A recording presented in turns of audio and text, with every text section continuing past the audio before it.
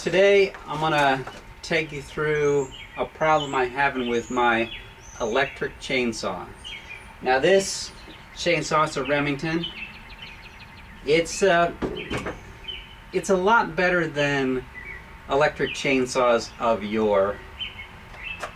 If you compare it to, something like this, that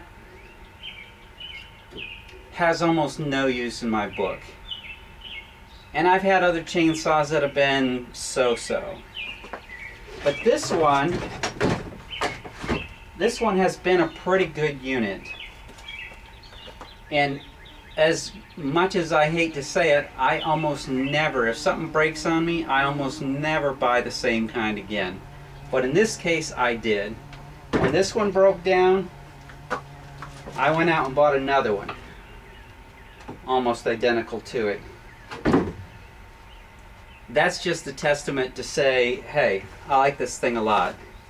And I liked it enough that I thought, well, I'm going to tear it apart, even though some of the things I read in the owner's manual kind of said, you can't do that, you got to take it to an authorized dealer. Well, I thought I would take it apart and see what it looks like in there. Right, there might be all kinds of crazy Torx inside out bits or something that you can't buy in the store that makes it impossible to take it apart, but I thought I'd give it a try. And it looks pretty conventional, right? It's just a regular saw, except it's got this little twisty deal to tighten the saw blade up a little bit. But it's got two nuts on it, and then a regular plate. Except when you get inside, you've got this funny metal bar here that's not what you might expect. Well, it's got a little keeper on there, and if I can get that off without losing it, I should be able to repair this, I think. Let me see if I can get that out. Alright, and it came out pretty decent.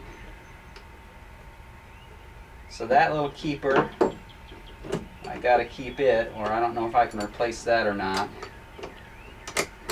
But then once I get this metal piece off, then I can take the bar off just like in a normal chainsaw.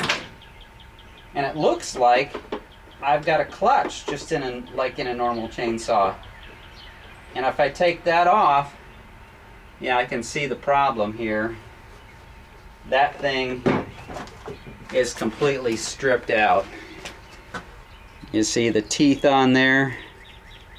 Well, they are no more. So when you try to engage it, it just goes.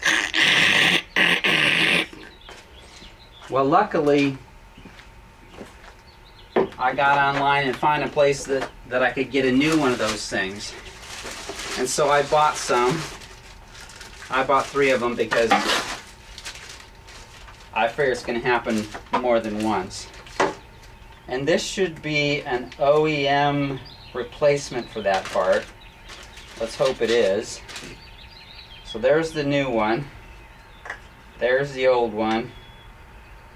They seem to be about as similar as you can get. Now the other thing about this little thing is, other than having the gears on here, you see it's got this little ring right here. That little ring has a bit of a bevel to it. So it's higher on this side and lower on that side. That runs the oil pump.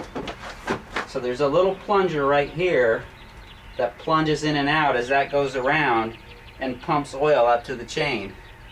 It's really quite ingenious. And I think I'm going to be able to fix this in just a few seconds. Like, that's it, right?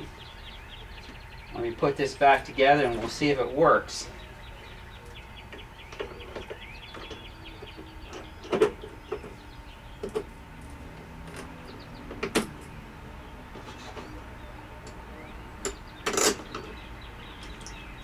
Now for the tricky bit.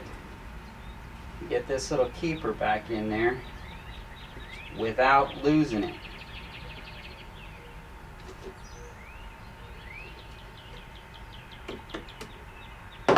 Yeah, that's good. All right, and then it looks like it's going to stretch right back out and be back in business.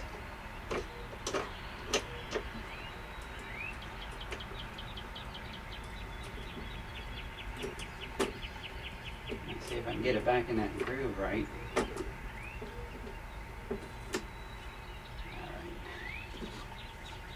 And this has got a little tailpiece on it, a little tab right on the back. You've got to kind of put that in the back side first so it locks everything together.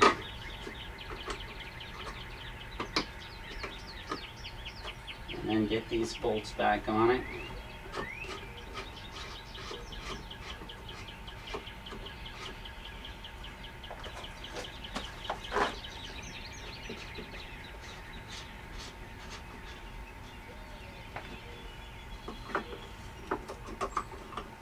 Tighten that up just initially to get it sort of in the right ballpark.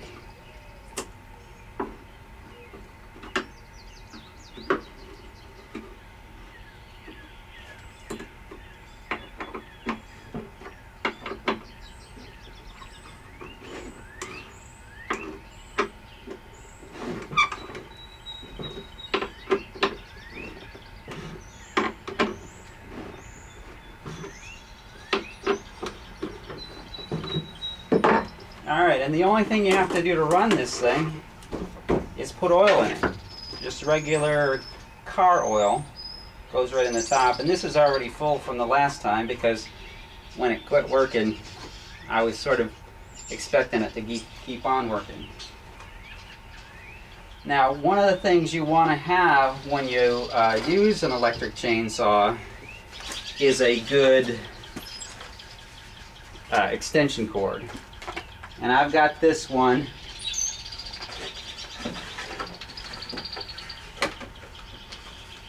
That's actually a 12 gauge extension cord. It's a pretty heavy duty job and I like it a lot. It's a pretty long one. I'm not going to need all that for right here. I'm just going to cut up a few things right near my bench. And for that I have this 14 gauger.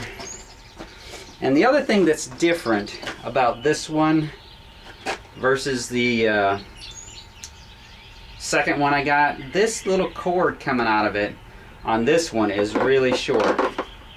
So you can't really tie them together very good. I like to take the cord and put it a couple times through the handle before I plug it in so it's less likely to pull out.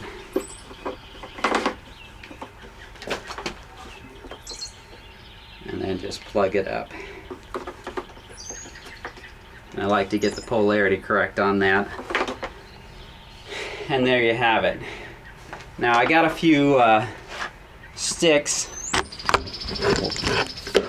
Let's see if we can edit that out.